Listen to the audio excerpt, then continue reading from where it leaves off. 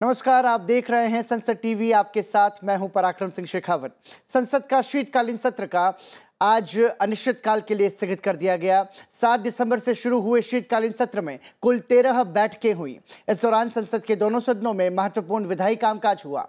शीतकालीन सत्र के अवसान से पहले राज्यसभा के सभापति जगदीप धनखड़ और लोकसभा अध्यक्ष ओम बिरला ने सदन के कामकाज का विस्तृत ब्यौरा दिया। लोकसभा अध्यक्ष ओम बिरला ने सदन को बताया कि संसद के शीतकालीन सत्र के दौरान लोकसभा की कार्यवाही जो कुल 13 बैठकों में पूरी हुई, उसमें 68 घंटे 42 मिनट तक कामकाज हुआ और लोकसभा की उत्पादकता 97% रही। साथ ही इस दौरान महत्वपूर्ण वित्तीय और विधायी कामकाज हुआ। लोकसभा में कुल 7 विधेयक पारित किए गए। आपको सुनवाते हैं लोकसभा अध्यक्ष ओम बिरला ने क्या कहा। इस सत्र के दौरान कुल 13 बैठकें हुई है, जो 68 घंटे 42 मिनट तक चली है। सभा के चालू सत्र की कार्य उत्पादकता लगभग 97% रही है। सत्र के आरंभ में सदन के एक नए माननीय सदस्य श्रीमती डिम्पल यादव ने दिनांक 12 दिसंबर 2022 को सदस्यता की शपथ ली। इस सत्र में महत्वपूर्ण वित्तीय और विधायी कार्यों का निपटान किया गया। वर्ष 2022-23 के लिए अनुदानों की अनुपूरक मांगों का पहला बैच, वर्ष 2019-2020 के लिए अतिरिक्त अनुदानों की मांगों डिमांड फॉर एक्सचेंज पर 10 घंटे 53 मिनट तक चर्चा चली। वर्तमान सत्र के दौरान 9 सरकारी विधेयक पुनर्स्थापित किए गए। कुल मिलाकर 7 विधेयक पारित हुए। पारित किए गए कुछ महत्वपूर्ण विधेयक हैं: संविधान अनुसूचित जनजातीय आदेश दूसरा संशोधन विधेयक 2022, संविधान अनुसूचित जनजाति आदेश तीसरा संशोधन विधेयक 2022, संविधान अनुसूचित जनजाति आदेश चौथा संविधान संशोधन विधेयक 2022, संविधान अनुसूचित जनजाति आदेश पांचवा संशोधन विधेयक 2022 और समुद्री जल दस्युता रोधी विधेयक 2022। सभा में माननीय सदस्यों ने अविलंब लिए लोक महत्व के 374 मामले उठाए गए। माननीय सदस्यों ने नियम 377 के अधीन 298 मामले सदन के समक्ष उठाए तथा पटल पर रखे। लोकसभा की स्थायी समितियों के 36 प्रतिवेदन सभा में प्रस्तुत किए गए। सत्र के दौरान 56 तारांकित प्रश्नों के उत्तर दिए गए। माननीय मंत्रियों द्वारा विभिन्न महत्वपूर्ण विषयों पर कुल 23 वक्तव्य दिए गए, जिसमें से माननीय संसदीय कार्य मंत्री तथा सरकारी कार्य से संबंधित 2 वक्तव्य शामिल हैं। सत्र के दौरान विभिन्न मंत्रियों द्वारा 1811 पत्रों को सभा पटल पर रखा गया।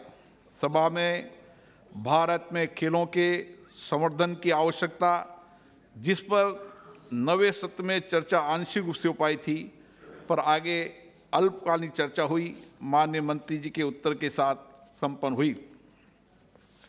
सत्र के दौरान 20 तथा 21 दिसंबर को सदन द्वारा देश में मादक द्रव्यों के बढ़ते उपयोग की समस्या के महत्वपूर्ण विषय पर 193 के अंतर्गत अल्पकालीन चर्चा हुई।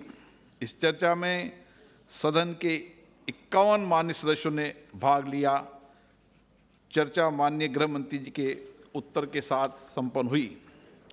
गैर सरकारी सदस्यों के संदर्भ में सत्र के दौरान शुक्रवार 9 दिसंबर 2022 को गैर सरकारी सदस्यों द्वारा विभिन्न विषयों पर 59 विधेयक पुरस्तापित किए गए।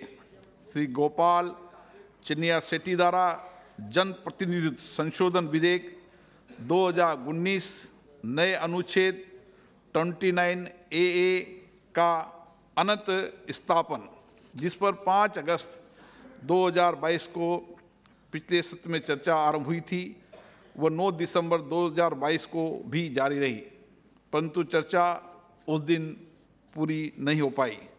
इस प्रकार रितेश पांडे द्वारा आंगनबाड़ी कार्यकर्ताओं और आंगनबाड़ी सहायिकाओं के लिए कल्याणकारी उपाय के संबंध में गैर सरकारी सदस्यों के संकल्प को आगे पुनः 16 दिसंबर 2022 को चर्चा हेतु लिया गया। चर्चा पूरी होने के पश्चात माननीय महिला और बाल विकास मंत्री ने उसी दिन वाद विवाद का उत्तर दिया। चूँकि संकल्प प्रस्तुत करने वाले माननीय सांसद श्री रितेश पांडे सभा में उपस्थित नहीं थे, संकल्प को सभा में सहमति हेतु मतदान के लिए रखा गया और संकल्प अस्वीकृत हुआ।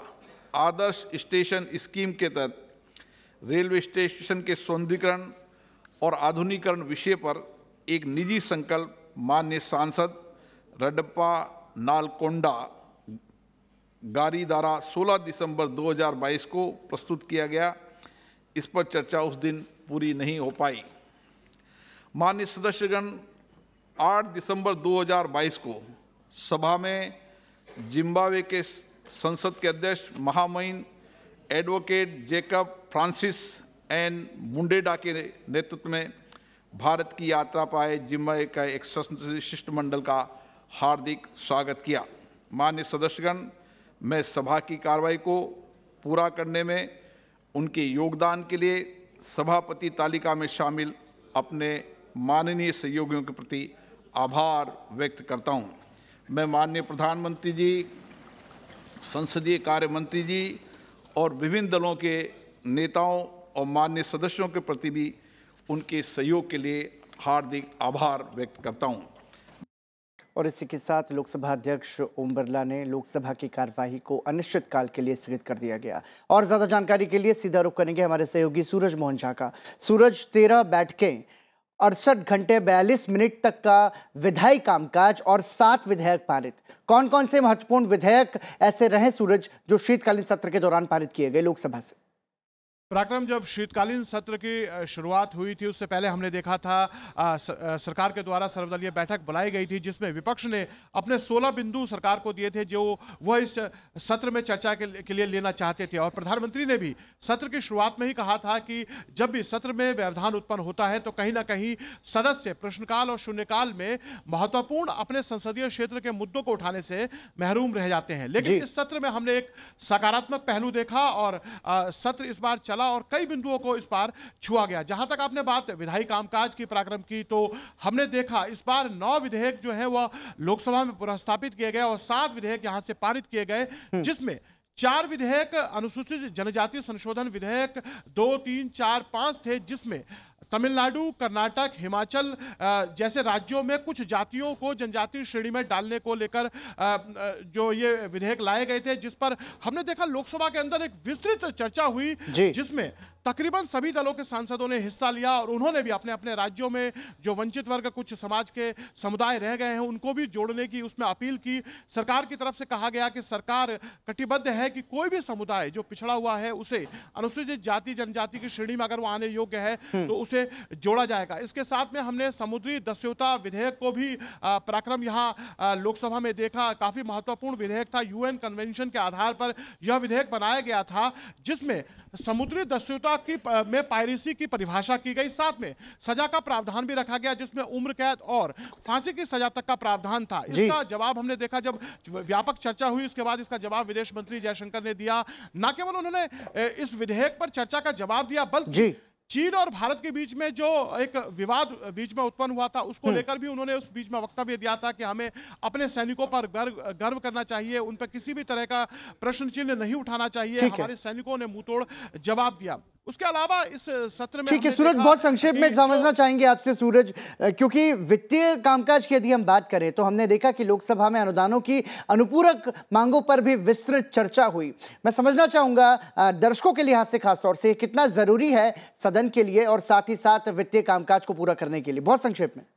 बिल्कुल पराक्रम, ये जो सप्लीमेंट्री डिमांड फॉर ग्रांट लिया गया था जिसके तहत 2 अप्रोप्रिएशन विधेयक पारित हुए थे, ये भारत की संचित निधि से 3,25,000 करोड़ रुपए जो कि मूल बजट के का 8% था, वो अतिरिक्त खर्च के लिए संसद की अनुमति से लिया गया, जिसमें सरकार ने बताया कि वो खासतौर से इसे फूड सिक्योरिटी और फर्टिलाइजर सब्सिडी जो कि इस समय की जरूरत है उसको लेकर वो देना चाह रही है। और लोकसभा ने इसकी अनुमति दे दी। हमने बाद में इसको उच्च सदन में भी देखा, चर्चा के बाद इसे लौटाया गया। वित्त मंत्री ने इस सप्लीमेंट्री डिमांड की चर्चा का जवाब देते हुए वो सभी सवालों के जवाब दिए जो विपक्ष जानना चाह रहा था पराक्रम, जैसे कि महंगाई की चर्चा हुई, क्या मंदी जो एक विश्व में एक खतरा के तौर पर उभर रहा है, क्या भारत के लिए वो एक खतरा है, जो थोक महंगाई दर है उसका क्या होगा, एनपीए को लेकर उनके सवाल थे। हमने देखा 10 घंटे से ज्यादा इस पर चर्चा हुई, विपक्ष के सांसदों ने इन तमाम बिंदुओं को उठाया, लेकिन वित्त मंत्री निर्मला सीतारमण ने सभी का जवाब दिया। उन्होंने बताया कि विश्व बैंक के जो आंकड़े बताते हैं भारत में मंदी के कोई आसार नहीं है, एनपीए से घबराने की जरूरत नहीं है, और साथ में महंगाई दर जो है वो अब काबू में है। भारत में जो आंकड़े थोक महंगाई दर या खुदरा महंगाई दर के वर्तमान में आए हैं वो बताते हैं कि स्थिति अब संभल रही है। साथ में उन्होंने बताया महंगाई के कुछ कारण ऐसे हैं, जैसे मुख्य कारण ईंधन है, भारत में स्थिति सुधरी हुई है, लेकिन विश्व में जो एक युद्ध का माहौल पिछले 1 साल से पराक्रम बना हुआ है उसको लेकर इसकी कुछ कठिनाई भारत में भी देखने को मिली है और महंगाई पर वो असर छोड़ रहा है। तो ये काफी महत्वपूर्ण हमने देखा था, ये वित्तीय मामलों से जुड़े जो अप्रोप्रिएशन बिल पास हुए थे उसमें हमने देखा, और विपक्ष के जितने भी सवाल थे, वो महंगाई हो, मुद्रास्फीति को लेकर हो, एनपीए को लेकर हो, उन तमाम बिंदुओं को इन्होंने इस चर्चा में शामिल किया। और उसके बाद चर्चा के बाद ये 3,25,000 करोड़ रुपए की जो राशि संचित निधि से मांगी गई थी उसकी अप्रूवल लोकसभा ने दे दी। पराक्रम, सूरज आप बने रहे हमारे साथ, और अब आपको बताते हैं कि राज्यसभा के सभापति जगदीप धनखड़ ने सत्रावसान से पहले पूरे राज्यसभा के विधायी कामकाज का विस्तृत ब्यौरा दिया। उन्होंने बताया कि राज्यसभा ने इस दौरान 9 बिल पास किए और 13 बैठकों की राज्यसभा की जो उत्पादकता रही वो 102% रही। आपको सुनवाते हैं राज्यसभा के सभापति जगदीप धनखड़ ने क्या कहा। Honourable prime minister Shri Narendra Modi ji, honourable deputy chairman Shri Harivansh ji, honourable leader of the house Shri Piyush Goyal ji, honourable leader of the opposition, he is not here, honourable minister of parliamentary affairs Shri Pralhad Joshi ji, leaders of the parties in the house, groups in the house, and honorable members. 258th session of the Council of States, first one as the chairman, has been of learning and enriching experience. There were also jolts, hiccups, and aberrations. Interaction in my chamber during this time frame with over 130 Rajya Sabha and Lok Sabha members was indeed rewarding, gain, generating lasting connect. Honorable members, in my first address in this house, I had reflected, I quote, upper house and house of elders, though not part of the official glossary, amply reflect uniquely significant importance of this institution. Nation justifiably expects the House of Elders to take decisive directional lead in reaffirming and enhancing the core values of the Republic and setting up the traditions of parliamentary democracy, exemplify the highest deliberative, emulative standards, unquote. Honorable members, this theater of democracy is under the gauge of over 1 billion people in the country, as also those beyond. They all cherish and hope and expectation that we will work towards realizing their aspirations and fructify their dreams. Reflections of Dr. B.R. Ambedkar bear contemporaneous relevance. I quote, "Unless we in Parliament realize our responsibilities and shoulder the task of looking after the welfare and good of the people within a reasonable time, I have not the slightest doubt in my mind that this Parliament will be treated by the public outside with utter contempt. It would be a thing not wanted at all," unquote. Honorable members, it is through this prism that we have to calibrate our performance.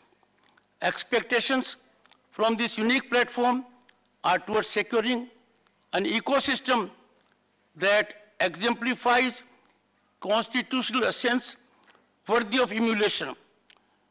We all need to optimize our contributions for growth of the nation. Honorable members, statistical evaluation sounds encouraging.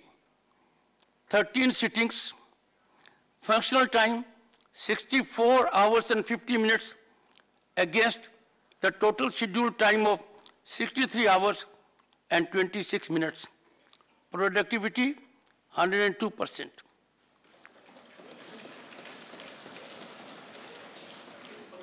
82 starred questions answered. Response to 1920 unstarred questions tabled.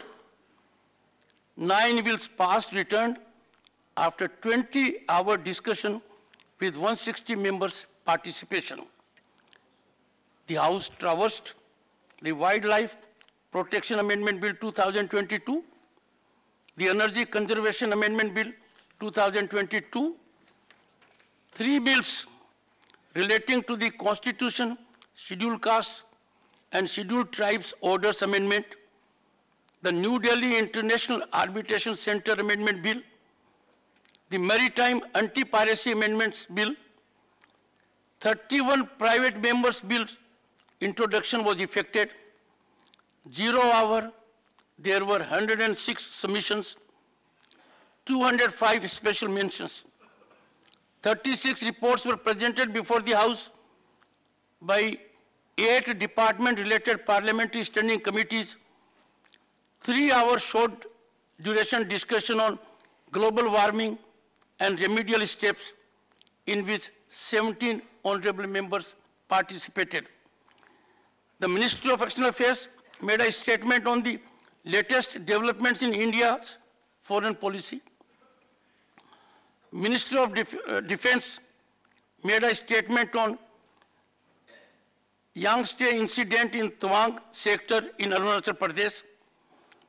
Minister of Health and Family Welfare made a statement on COVID pandemic and the steps taken by Government of India in emerging COVID scenario across the globe.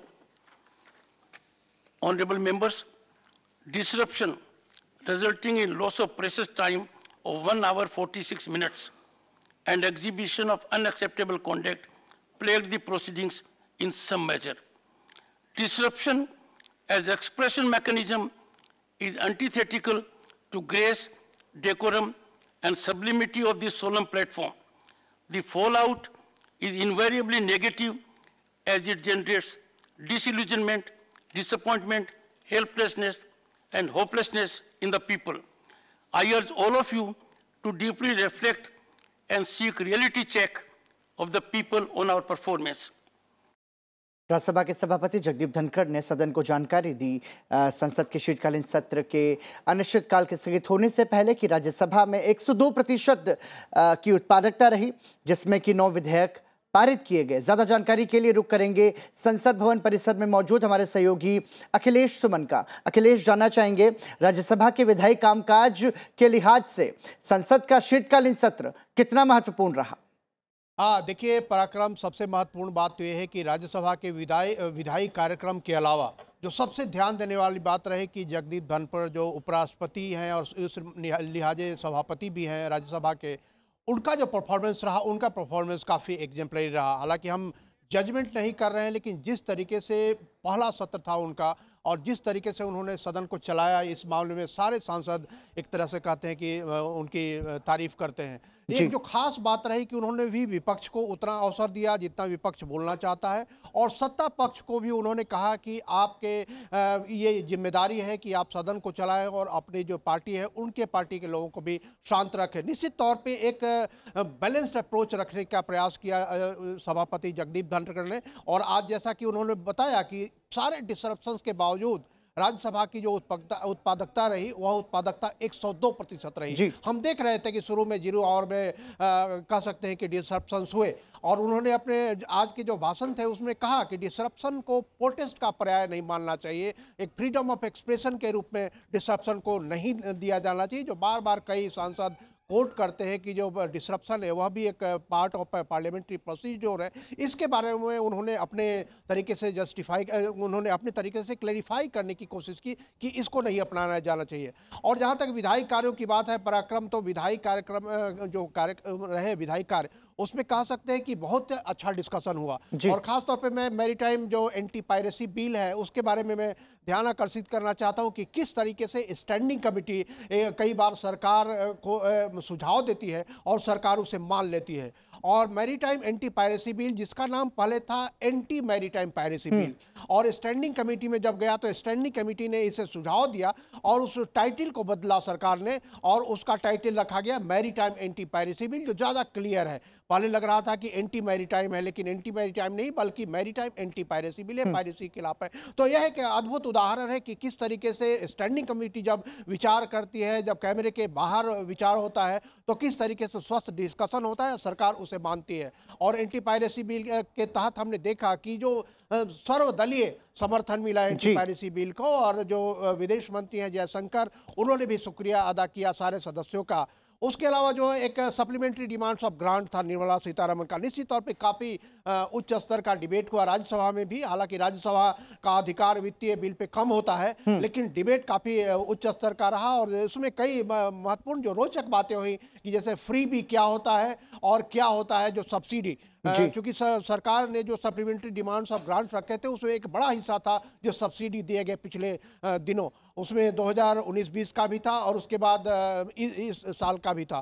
तो राघव चड्ढा जो आम आदमी party के नेता है, उन्होंने ये सवाल उठाया कि फ्री बीज आप कहते हैं और आप सब्सिडी दे रहे हैं। तो इसमें वित्त मंत्री निर्मला सीतारमण में इन दोनों के बीच के अंतर को रेखांकित किया। और इसके अलावा मैं बताऊं कि ये जो एक आर्बिट्रेशन सेंटर बनाने की बात है, आर्बिट्रेशन सेंटर एक कह सकते हैं कि अंतर्राष्ट्रीय राजनय के मामले में भारत के हाथ में एक नया कह सकते हैं कि एक टूल बना है, जो कि अभी तक होता क्या था कि या तो आर्बिट्रेशन सेंटर सिंगापुर में है या वो लंदन में है या पेरिस में है। भारत भी बड़ा आर्बिट्रेशन सेंटर बनेगा, जिससे कि भारत की राजनयिक क्षमता बनेगी, और जो भारत में जो हमारा कानूनविदों का एक बहुत बड़ी ताकत है, बहुत बड़ी संख्या है, उन कानूनविदों के माध्यम से भी पूरी दुनिया को, और खास करके जो गरीब देश हैं, गरीब देशों को काफ़ी कम लागत में आर्बिट्रेशन कराने में सहूलियत होगी। और ये कह सकते हैं कि इस तरह से यह सत्र जो है विधायी कार्यक्रम के लिए कई लैंडमार्क्स लेकर आया है। इसके साथ साथ अखिलेश, हमने देखा कि संसद के दोनों सदनों में जो कि चीन के साथ में जो स्थिति बनी थी अरुणाचल प्रदेश की सीमा पर तवांग सेक्टर में, उसको लेकर के हमने देखा कि हमारे देश के रक्षा मंत्री राजनाथ सिंह ने स्पष्ट रूप से जवाब दिया। उसके बाद भी विपक्ष ने प्रदर्शन किए, नारेबाजी की और इस मसले पर चर्चा की मांग भी की। क्या कुछ संदेश संसद के जरिए देश के सामने जाता है इसके जरिए? क्योंकि देखिए, जब देश में कुछ भी घटना घटित होती है और उस पर जब देश के रक्षा मंत्री सदन में ऑन रिकॉर्ड जब जवाब देते हैं, तो ये कितना संवेदनशील मसला होता है और कितना महत्वपूर्ण होता है। देखिए पराक्रम, मैं दो बातें आपको बताना चाहता हूँ इस पर आने के पहले। एक तो जो 7 दिसंबर से जो सदन का सत्र शुरू हुआ दोनों हाउस का, उस समय 3 राज्यों के चुनाव हुए थे। एक सा कहें गुजरात का चुनाव हुआ, हिमाचल का चुनाव हुआ, और उसमें दिल्ली एमसीडी का चुनाव हुआ। उसके बाद 8 दिसंबर को उसके परिणाम आ गए। तो कह सकते हैं कि 3 जो दल हैं, 3 दलों को अलग अलग राज्यों में विजय मिली। तो एक उसका था, और उसके बाद 9 दिसंबर को एक घटना हुई जो चीनी ने हमारे सीमा के अंदर एग्रेशन किया, और चीन कई बार इस तरह के एग्रेशन करता रहता है। वो जो एक कहते हैं कि जिसको कि कुतरने वाली उसकी रणनीति होती है, और ये रणनीति उनकी चीन की आज की नहीं है, वो बहुत पुरानी है। वो उसके बारे में कहें कि हर साल ऐसी कोई ना कोई घटना होती है, चाहे तो कांग्रेस का यूपीए का शासन हो या एनडीए का शासन हो। और निश्चित तौर पे इसमें रक्षा मंत्री का बयान देना काफी लाजिमी था, क्योंकि ये मामला सीधे तौर पे रक्षा से जुड़ा हुआ था। और रक्षा मंत्री ने ये बयान दिया और उन्होंने कहा कि जो हमारे जो सैनिक थे वो काफी बहादुरी से उन्होंने चीन के जो एग्रेशन था, चीन का जो इंट्रूजन था, उसका जवाब दिया और चीनी सेना को वापस जाने को बाध्य कर दिया। तो निश्चित तौर पे एक बहुत ही सकारात्मक संकेत था देश के लिए, देश की जनता के लिए, कि ऐसा कोई अवसर नहीं छोड़ा जाएगा जिसमें कि चीन की सेना को छिटपुट तरीके से भी हमारी सीमा के अंदर एग्रेशन करने का, इंट्रूजन करने का मौका मिले। इससे सेना के जवानों को भी काफ़ी ताकत मिलती है रक्षा मंत्री के इस तरह के बयान से, और उसके अलावा देश की जनता को भी एक आश्वासन मिलता है। देश की जनता भी आश्वस्त होती है कि हमारी सेनाएं और हमारी सरकार हमारी रक्षा के प्रति सचेत है। जहाँ तक विपक्ष की बात है, देखिए पराक्रम, विपक्ष निश्चित तौर पे विपक्ष की ये मांग होती है हमेशा कि जो मामले हैं, जो देश के सामने मामले हैं, उस देश के मामले में सरकार सफाई दे। लेकिन कई बार, चाहे वो आज की सरकार हो या इसके पहले की सरकार हो, संवेदनशील कई ऐसे मुद्दे होते हैं जिसमें सरकार की ऐसी बाध्यता होती है कि अपनी उन सारी रणनीति का खुलासा नहीं करे, जो कि हो सकता है कि जो हमारा जो लॉन्ग टर्म स्ट्रेटजी है, उस लॉन्ग टर्म स्ट्रेटजी का फायदा कोई दुश्मन देश उठा पाए। तो निश्चित तौर पे देखिए, हम चीन के मामले में या हमारा जो पूरा अंतर्राष्ट्रीय रणनीति है उसमें इंडो पैसिफिक का मामला है, उसमें कई तरह के हम एक्सपेरिमेंट कर रहे हैं, कई तरह के अलायंसेज कर रहे हैं। तो इसी को मद्देनजर रखते हुए सरकार ने ये आग्रह किया, और चेयरमैन ने भी उसे, दोनों हाउस के जो है चेयरमैन, या राज्यसभा के चेयरमैन हो या लोकसभा के स्पीकर, उन दोनों ने इन संवेदनशीलता को ध्यान में रखते हुए कहा कि इस मामले पे हम सार्वजनिक तौर पर बहस नहीं करें, और यहाँ तक कि विपक्ष के नेताओं को भी आमंत्रित किया गया। निश्चित तौर पे आज भी सभापति धनखड़ ने कहा कि हमने विपक्ष के नेता को और सदन के नेता को आमंत्रित किया है। हालांकि कल उसे ठुकरा दिया गया था विपक्ष के नेता मल्लिकार्जुन खड़गे के द्वारा राज्यसभा में जो है, लेकिन उन्होंने आज फिर आग्रह किया कि वो आएँ और बैठें और इस तरह के मामले पर आपस में व्यक्त करें। कई बार ऐसी परंपरा रही है कि अगर हाउस में डिस्कशन नहीं होता रहा तो अलग दलों के नेताओं के साथ ये बातचीत होती है, तो हो सकता है कि इस तरह की स्थिति हो तो अलग से बातचीत हो। लेकिन निश्चित तौर पे जो विपक्ष की मांग थी और सरकार ने जो जवाब दिया, उसको एक तरह से इंडोर्समेंट मिला है सभापति और स्पीकर द्वारा। और विपक्ष 267 की मांग कर रहा था राज्यसभा में, उधर लोकसभा में मांग कर रहा था, लेकिन तार्किक तरीके से उसका निस्तारण किया गया। बहुत बहुत धन्यवाद अखिलेश इस तमाम जानकारी के लिए। तो हमारे सहयोगी अखिलेश सुमन संसद भवन परिसर से जानकारी दे रहे थे कि राज्यसभा में विधायी कामकाज के लिहाज से कितना महत्वपूर्ण कार्य हुआ, और इन सब के बीच में उल्लेखनीय यह है कि भारत के उपराष्ट्रपति बनने के बाद जगदीप धनखड़ का राज्यसभा के सभापति के तौर पर यह पहला अवसर था, और जिस तरीके से उन्होंने राज्यसभा की कार्यवाही का संचालन किया वो निश्चित रूप से प्रशंसनीय है। और महत्वपूर्ण ये भी है कि सत्ता पक्ष के साथ साथ विपक्ष के सांसदों को भी बोलने का पूरा मौका राज्यसभा के सभापति ने दिया, और एक तरीके से समन्वय करते हुए संसद के शीतकालीन सत्र को राज्यसभा में उन्होंने चलाया। बहुत बहुत धन्यवाद अखिलेश सुमन, और बहुत बहुत धन्यवाद हमारे सहयोगी सूरजमोहन झा, आपका भी, जो कि लोकसभा से हमको विस्तृत जानकारी दे रहे थे। इसी के साथ संसद का शीतकालीन सत्र जो है अनिश्चितकाल के लिए स्थगित हो गया है, और अब हम सभी को इंतजार रहेगा बजट सत्र का, जो कि फरवरी महीने में आएगा। और इस खास कार्यक्रम में मुझे दीजिए इजाजत, लेकिन देखते रहिए संसद टीवी। नमस्कार।